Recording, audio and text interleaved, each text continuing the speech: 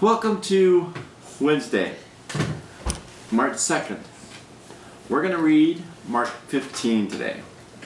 Both Anna and Laura are behind the camera with Amber, so they won't be joining me today, unless they walk over here or do something during the reading. Anyway, here we go.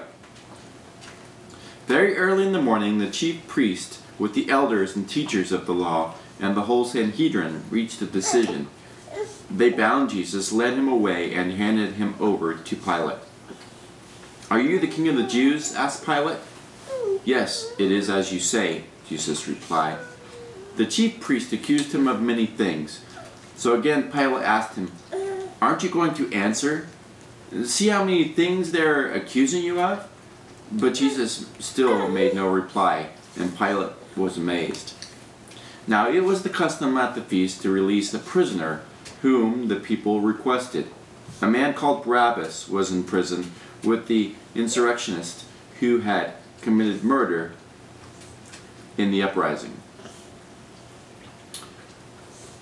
The crowd came up and asked Pilate to do for them what he usually did. "Do you want me to release to you the king of the Jews?" asked Pilate, knowing it was out of envy that the chief priest had handed Jesus over to him. But the chief priest stirred up the crowd to have Pilate release Barabbas instead. "What shall I do then with this one, the one you call king of the Jews?" Pilate asked them. "Crucify him," they shouted. "Why? What crime has he committed?" asked Pilate. That they shouted all the louder, "Crucify him!" Hi, Anna.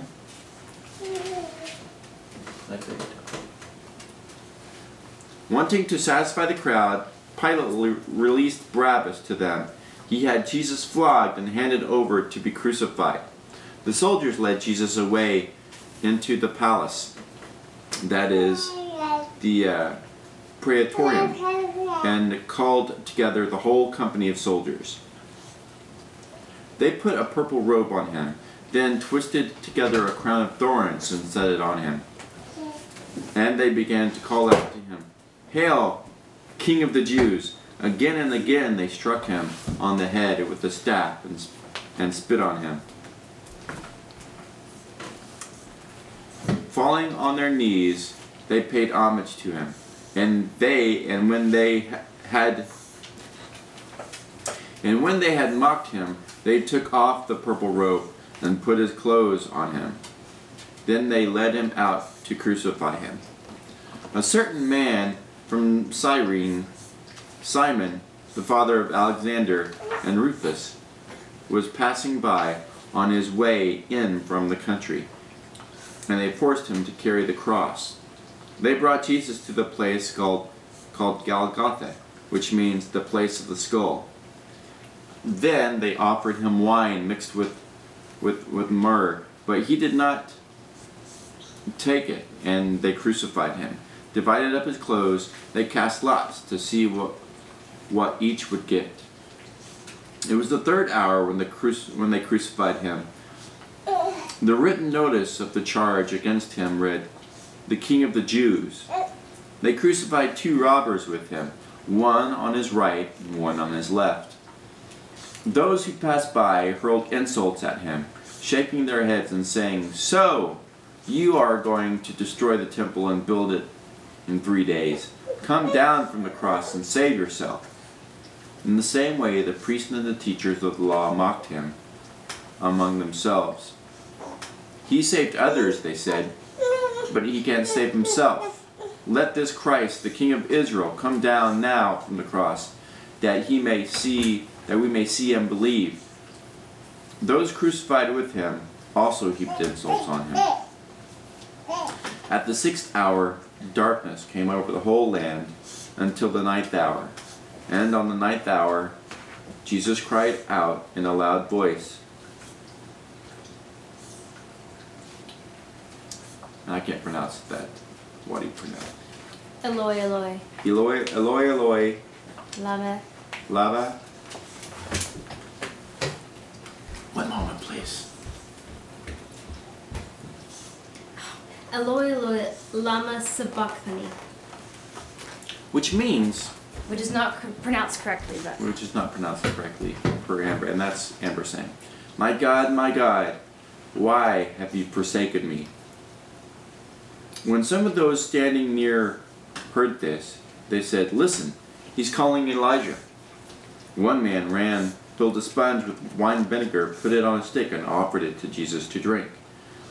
Now leave him alone. Let's see if Elijah comes to take him down, he said. With a loud cry, Jesus breathed his last. The curtain of the temple was torn in two from top to bottom.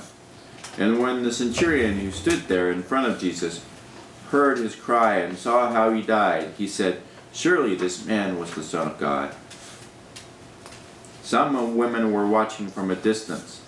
Among them were Mary Magdalene, Mary the mother of James the younger, and of Joseph, and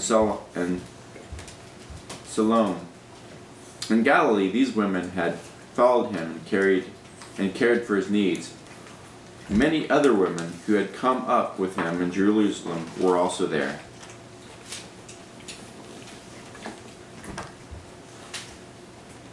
It was preparation day, that is the day before the Sabbath.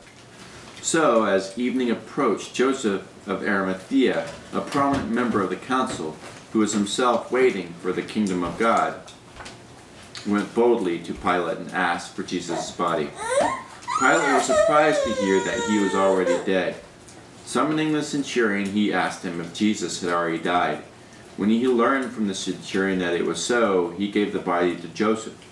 So Joseph bought some linen cloth, took down the body, wrapped it in linen, and placed it in a tomb cut out of rock. And then he rolled a stone against the entrance of the tomb. Mary Magdalene and Mary, the mother of Jesus, saw where he was laid.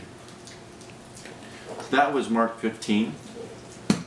Join us for the conclusion of Mark with Mark 16. I don't think you're going to be disappointed. So, I hope you have a great Wednesday. Looking forward to Thursday and reading chapter 16 with everyone. So, Anna, can you say bye-bye? Bye. Bye. And we'll talk to you guys. See you guys tomorrow. So have a great day. Bye.